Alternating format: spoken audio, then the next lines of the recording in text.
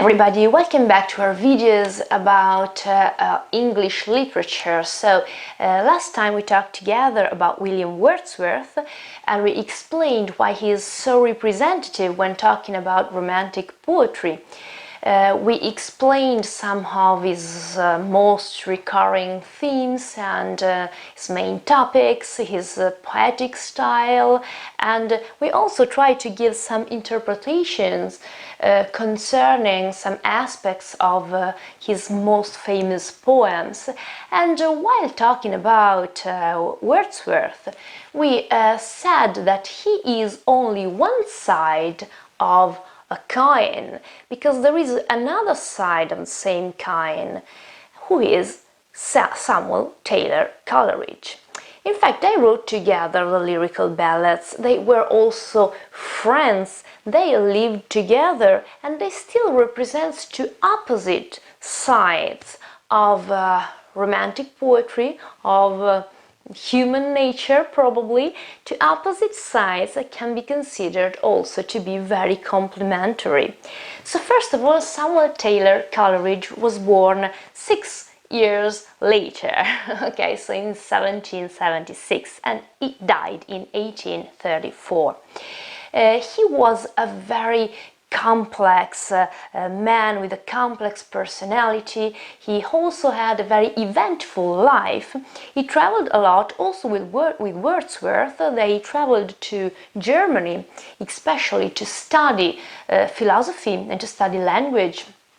And then they settled in Lake District. We talked about Lake District a lot while talking about Wordsworth, while talking about his work I Wander Lonely as a Cloud or the Daffodils, for example. So they lived there together.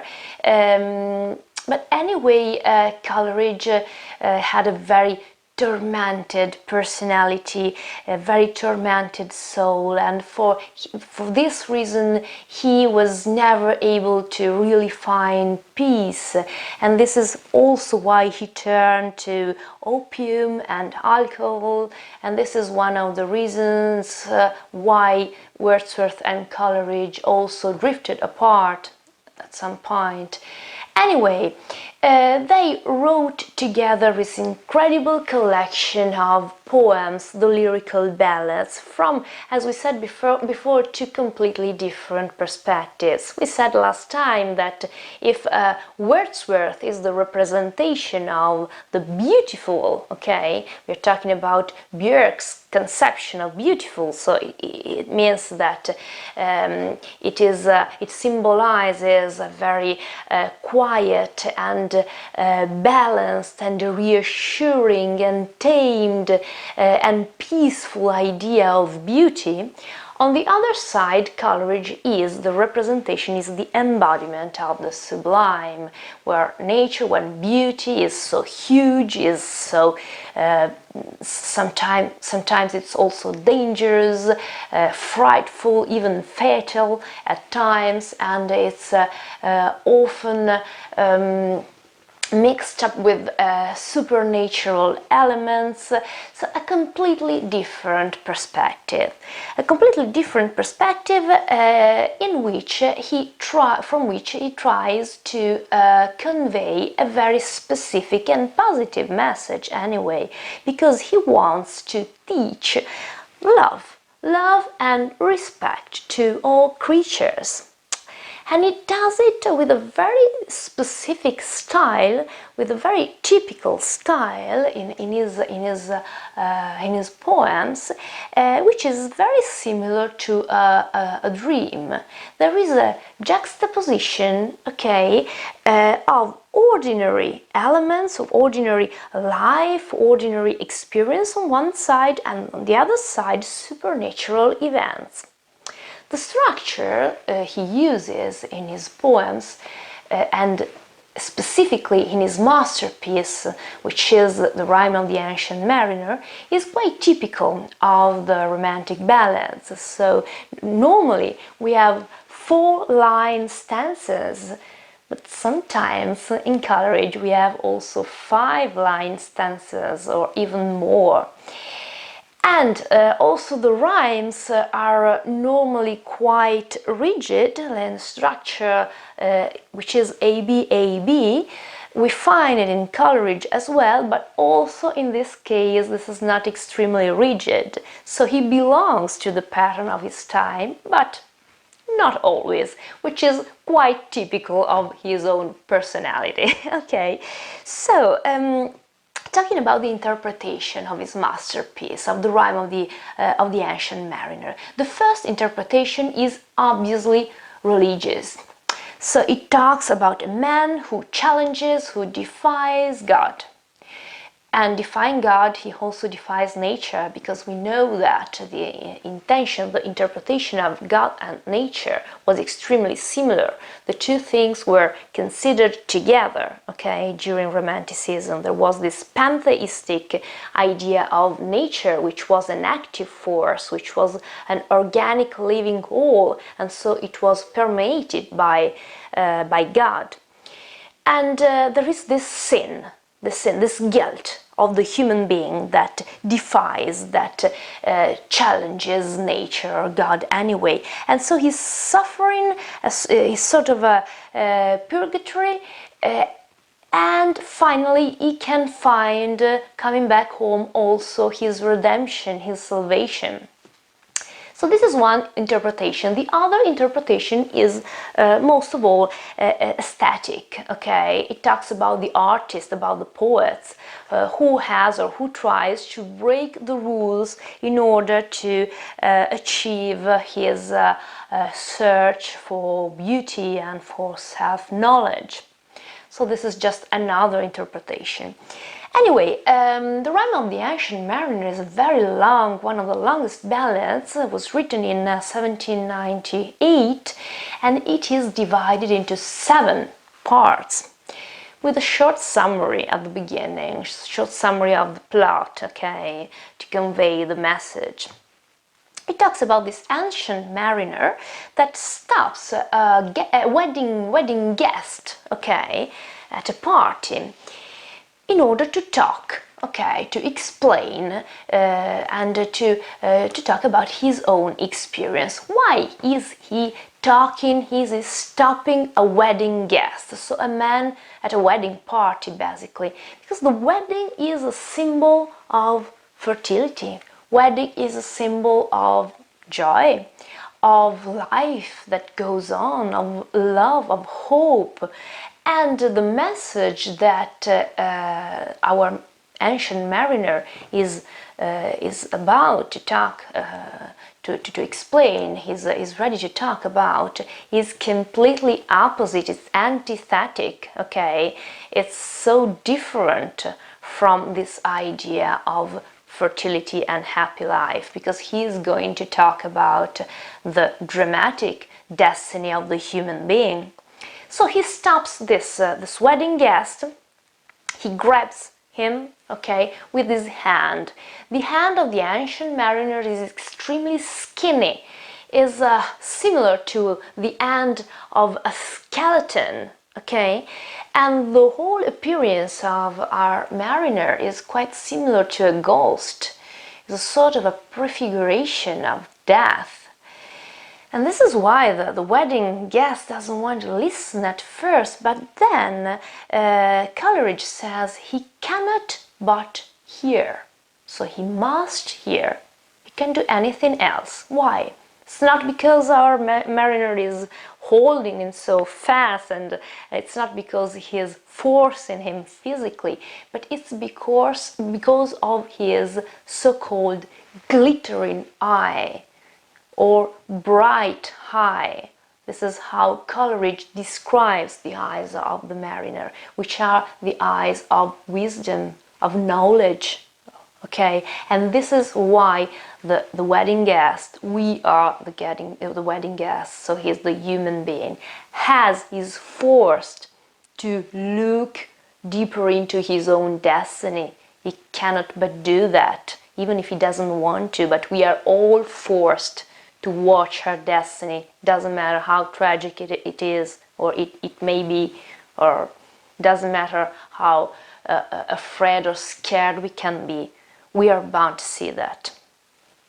So this is also very interesting. And another interesting detail, which isn't actually a detail, is that the wedding guest is sitting, okay, sitting on a stone, solid, cold stone, okay.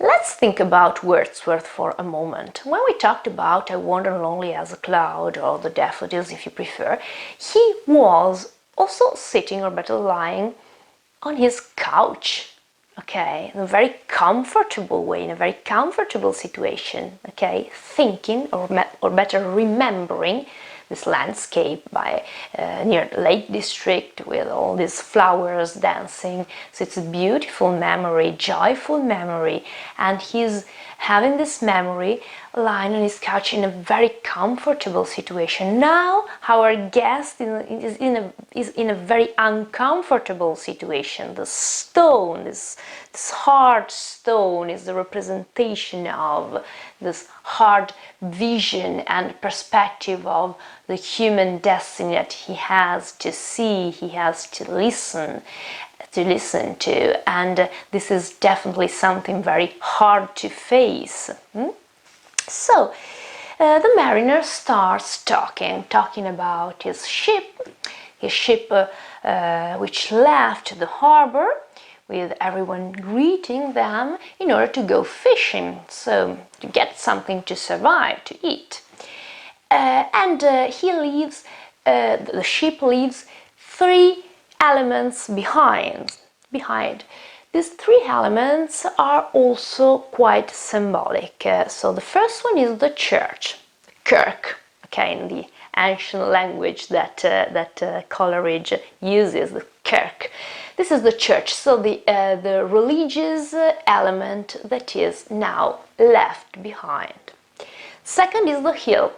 The hill is this sort of a familiar place, okay, where everyone was greeting, so the familiar place, the household, a place where they could feel safe. The third element they leave behind is the lighthouse. The lighthouse is obviously the symbol of certainty, okay, of security. There are many symbols now that explain us what Coleridge wanted to convey, okay. One, and probably the most striking, the most important element, is the sea. The sea has always been a very important symbol in literature, not only English literature, but in literature in general. Talking about English literature, it was a symbol also in the first works, talking about the origins of literature, Beowulf and so on. And it's always been, we can also talk about modernism, for example. We're talking about Virginia Woolf. We're talking about To the Lighthouse, and the lighthouse comes again, or about the waves.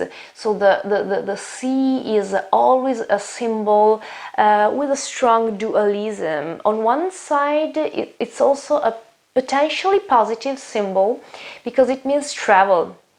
And travel could also mean development or a path anyway. On the other side, it's also a negative symbol because it means danger and potential. It's something potentially fatal, okay? It's something unknown and unpredictable. So the sea is a very strong metaphor. There are other symbols, like for example the sun. The sun is the symbol of divine justice in this case. Or the calmness. Calmness isn't something positive here at all, okay? It is the desolation of a sinful soul. And this is what they find, okay? A calm sea, which is a problem because they can't move, they can't fish. So they find this calmness, and then they find a storm, they find mist, they find fog, they find snow, so many different aspects, but the final result is that they can't fish at all. And nature here is extremely personified, or better, it's similar to an animal. Nature we can say that it roars, it howls. So the voice of nature is the voice of a living animal, a dangerous animal, sorry. Here comes one of the most important elements and symbols in the Rime of the Ancient Mariner, the albatross. The albatross is, the albatross was a almost sacred animal, almost sacred bird in Romanticism, in Romantic poetry. In this case, his representation of God, his representation of nature. And this albatross is trying to prove our mariners. It steals fish, so the little food they have, it's sort of a proof. But then here comes the sin, okay, here comes the guilt, because our mariner decides to kill the albatross, to kill it. So here is his challenge. Here our mariner defies God, nature, or whatever, okay? There is a sort of a rebellion against this, okay? The proof is not accepted, okay? He refuses it, and within sort of an effort of an action that makes him so similar to Prometheus, okay, he decides to kill the albatross, and he shows his arrogance in this moment, his hubris we talked about before while talking about the myth of Prometheus. Prometheus that has to be punished in the end, okay?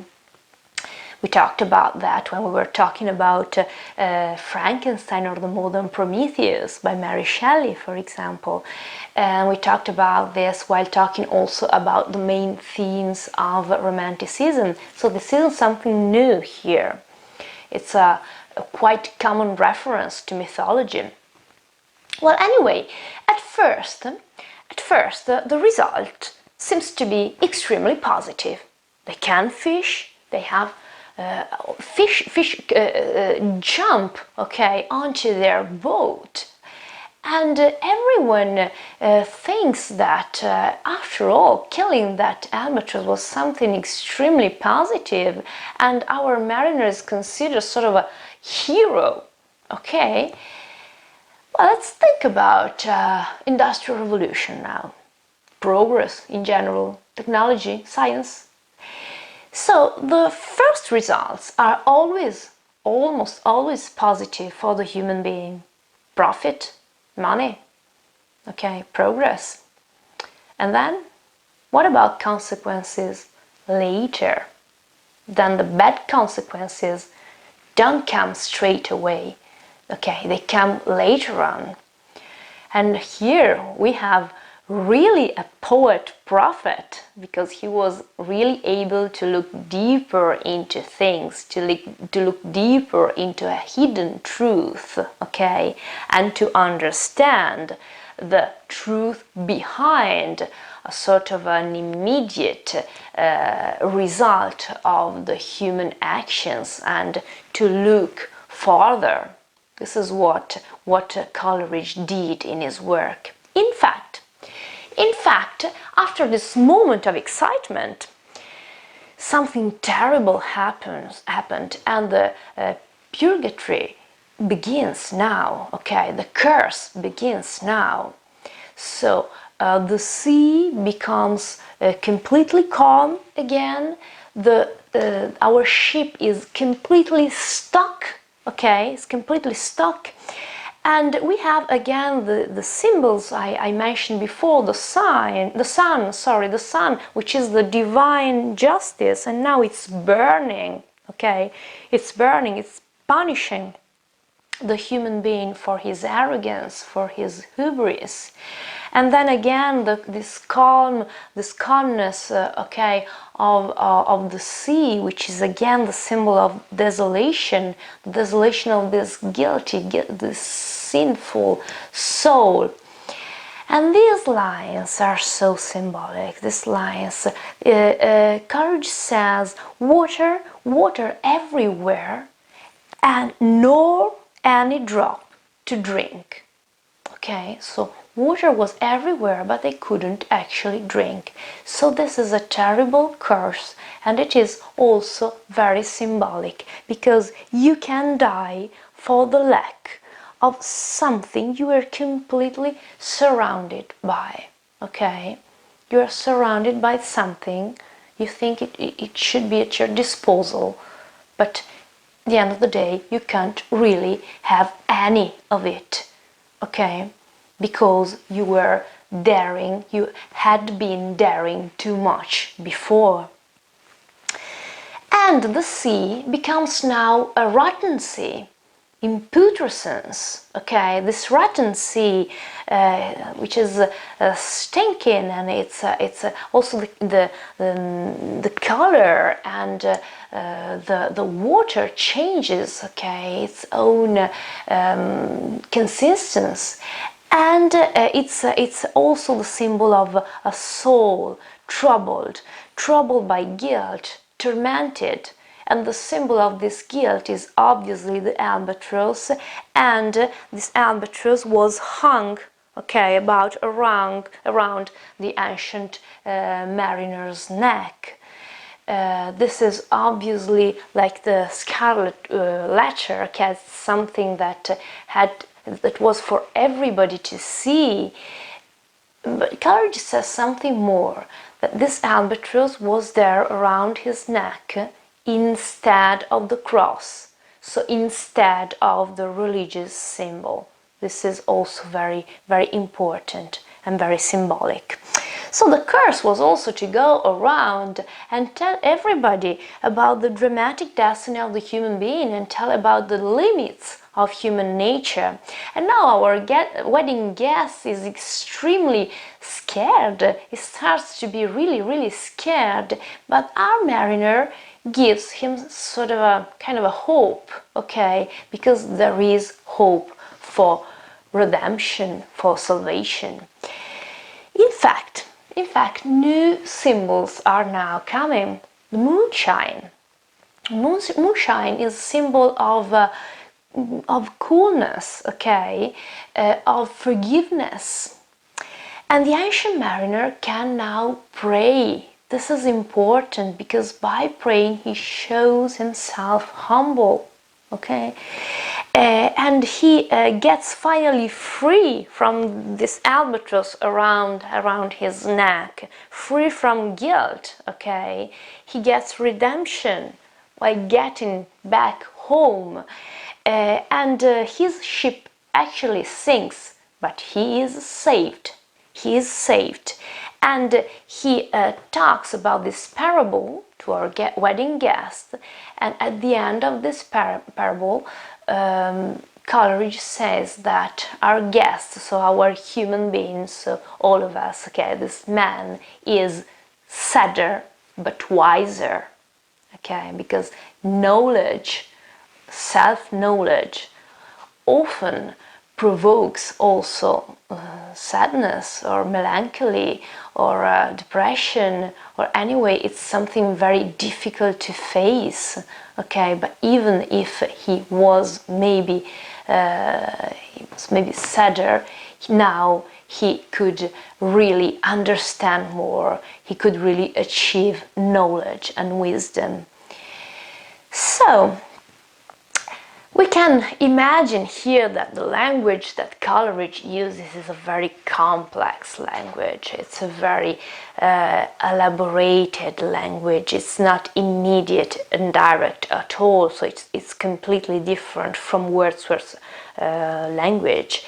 Coleridge also explains something about his poetry in a work, in an essay. It was his longest prose work. Was written in 1817, and the name was Biographia Literaria. And in his work he also explained something about the poems he wrote in the Lyrical Ballads. talking about poems, he said that he could imagine two different types, two different kinds, two different categories of poems. The first one contains also supernatural events, which are actually used to convey the dramatic truth of emotions, of destiny, of the essential side of the human being and of nature. Nature again as an organic living whole. In this case, supernatural elements have to be displayed as normal, as real elements, okay, in order to be able to convey the final message. Then there is another kind, another type, another category of poems, which is all about ordinary life, so normal, real elements, okay, real aspects. Coleridge says that poems in lyrical ballads belongs to the first type, so about supernatural elements, because he says, and I'm using his words now, he says that they had to transfer, he says, from our inward nature.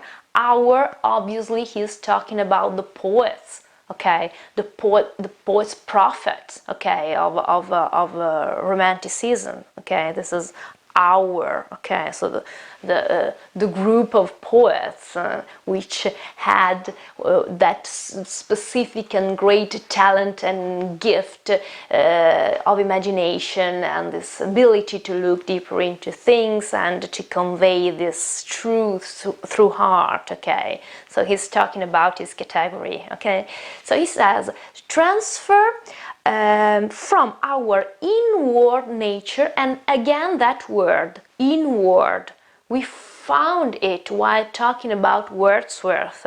He was talking about his inward eye, okay, his inward eye, which was imagination, okay, that eye that was inside himself and able to look outside, but also pointed to himself, okay, with memory, with his comprehensive soul.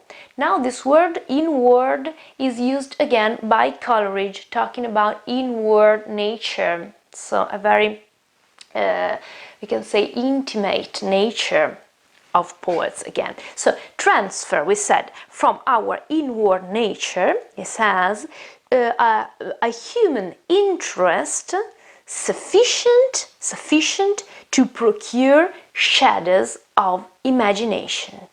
Okay, so the final idea was to give a glimpse into imagination, because the human being doesn't have a comprehensive soul, so isn't able to understand what they see, isn't able to understand those hidden truths, but it can maybe understand, it can maybe feel, it can maybe imagine a shadow of imagination, and this is enough. He's satisfied with it, because this is the basis of what Coleridge defines a poetic faith. And this is all about Coleridge's poetic faith. Okay, so now we have the other side of the coin. Okay, we said that Wordsworth and Coleridge were two sides of the same coin, and lyrical ballads also were the result of this whole, okay, of this organic living whole, which is Wordsworth and Coleridge's poetry, exactly as nature, because we define nature in the same way, so we can understand more about this very complex and various collection of poems which has characterized the first generation of romantic poets. Next time we are going to talk about William Blake and see many different aspects of Romanticism, this great movement with great different perspectives, and all of them are different, but all of them are complementary. So, see you very soon again, and next time with William Blake. Goodbye.